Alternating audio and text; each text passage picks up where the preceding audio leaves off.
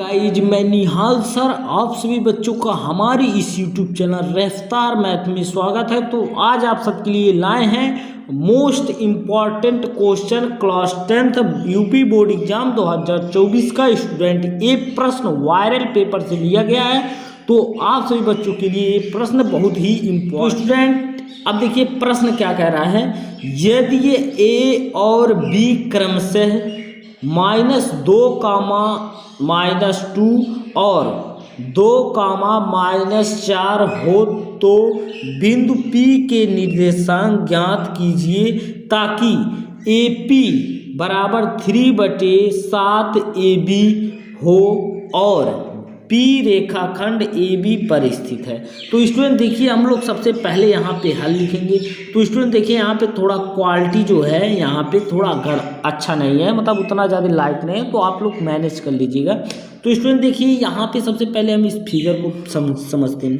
तो यहाँ पे पहले A और B देखिए, यहाँ पे AB क्या है स्टूडेंट, एक रेखाखंड है। तो यहाँ पे AB और इसका P बिंदु क्या है, इसी का निर्देशांक ज्ञात करना है। इसमें देखिए ए का निर्देशांक कितना दिया है, 2, -2, उसके बाद स्टूडेंट बी के निर्देशांक कितना दिया है, 2, -4, क्योंकि क्रमशः कहा है। तो इसमें यहाँ पे x, y की वैल्यू ज्ञात करना है। और यहाँ पे देखिए एक चीज़ और दिया है, और क्या दिया है स्टूडेंट, यहाँ पे और दिया है पहले लिख लेंगे, पहले बाहरी बाकायदे से। ए का निर्देशांक कितना दिया है स्टूडेंट, -2, -2। उसके बाद बी का निर्देशांक कितना दिया है, 2, -4।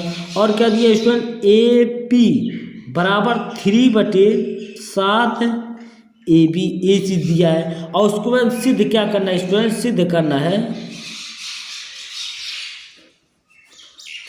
है P, यानी P बिंदु का निर्देशांक x, y का क्या स्टूडेंट निर्देशांक सिद्ध करना है, यही चीज़ ज्ञात करना है। तो आप लोग देखिए यहाँ से एक कंसेप्ट है, क्या है स्टूडेंट, एक कंसेप्ट है। पहले अगर m1 की वैल्यू और m2 की वैल्यू, यानी ये दूरी प्लस ये दूरी आपस में अगर हम लोग ला देंगे तो बहुत ही अच्छा होगा, तब तो ज्ञात कर लेंगे। m1 और m2 की वैल्यू अगर ला देंगे तब। तो इसलिए अब देखिए स्टूडेंट क्या करेंगे, अब इसी चीज़ को हम हल करेंगे। देखिए यहाँ पे AP, देखिए AB इधर गुणे में है, बराबर के इस साइड आएगा तो क्या हो जाएगा, बटे AB बराबर इधर कितना बचेगा स्टूडेंट, 3/7।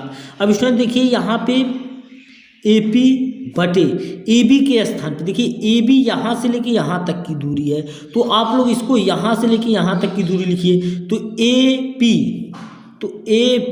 प्लस क्या हो जाएगा स्टूडेंट, PB, क्या हो जाएगा स्टूडेंट, PB बराबर कितना स्टूडेंट, 3/7। तो आप सबको अच्छी तरह से समझ में आ रहा होगा। अब स्टूडेंट बेसिकली क्या करेंगे, तिर्यक गुणा करवा देंगे। तो ये 7 का गुणा AP के साथ होगा तो कितना हो जाएगा, 7AP हो जाएगा बराबर 3 का गुणा इसके साथ होगा तो 3AP, उसके बाद में प्लस का चिन्ह है प्लस, उसके बाद में 3 क्या हो जाएगा स्टूडेंट, PB। आप सबको अच्छी तरह से समझ में आ रहा होगा इतनी बातें।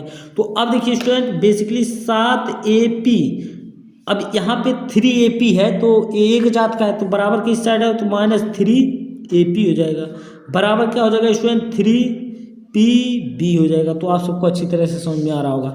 अब स्टूडेंट 7AP में से 3AP जाएगा, कितना बचेगा, 4AP बराबर कितना स्टूडेंट, 3PB। तो स्टूडेंट AP बटे ए, इसको इधर भेजिए एक जात को, तो PB बराबर क्या हो जाएगा स्टूडेंट, 3/4। तो आप सबको इतनी बात समझ में आ रही होगी। तो देखिए AP मतलब m1, देखिए AP मतलब क्या स्टूडेंट, m1 बटे PB का मतलब क्या स्टूडेंट, m2 बराबर कितना स्टूडेंट, 3/4।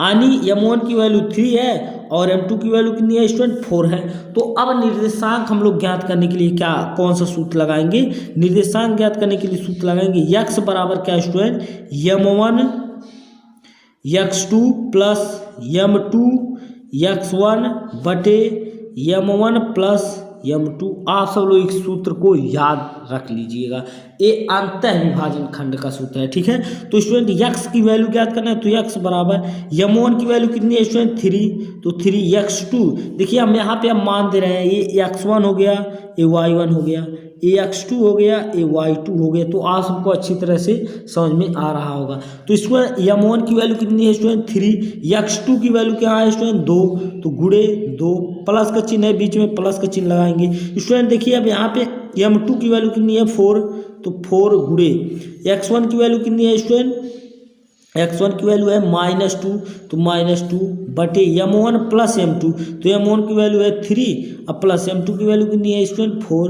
तो स्टूडेंट X बराबर देखिए क्या होगा, X बराबर 3 गुना कितना हो जाएगा स्टूडेंट 6, फिर प्लस और माइनस का गुणा माइनस हो जाएगा, 4 गुना कितना हो जाएगा स्टूडेंट 8 बटे 3 और 4 कितना होगा स्टूडेंट 7 हो जाएगा।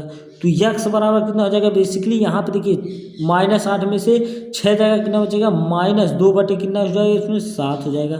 तो आपकी X की वैल्यू आई अभी एक निर्देशांक यानी कितना -2 बटे 7 अभी ये है, अभी एक Y की वैल्यू।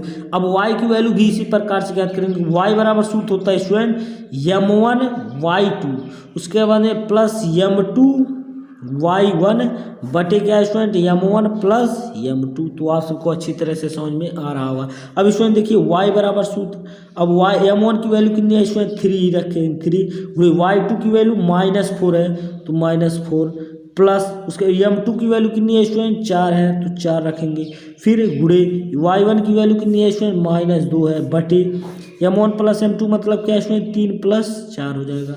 तो Y बराबर देखिए 4 तिया कितना हो जाएगा 12 -12 हो जाएगा, फिर प्लस माइनस का गुणा माइनस होगा स्टूडेंट 4 दुना है कितना होगा 8 बटे कितना स्टूडेंट 4 3 7। तो Y बराबर देखिए स्टूडेंट -12 -8 कितना हो जाएगा स्टूडेंट -20 बटे कितना हो जाएगा स्टूडेंट 7। तो आप सबको अच्छी तरह से समझ में आएगा।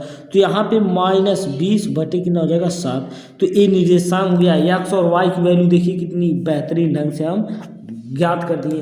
तो अगर ये प्रश्न आप सबको अच्छी तरह से समझ में आया होगा तो कृपया चैनल को लाइक सब्सक्राइब एवं शेयर जरूर कीजिएगा। यही आपसे विनम्र निवेदन है स्टूडेंट।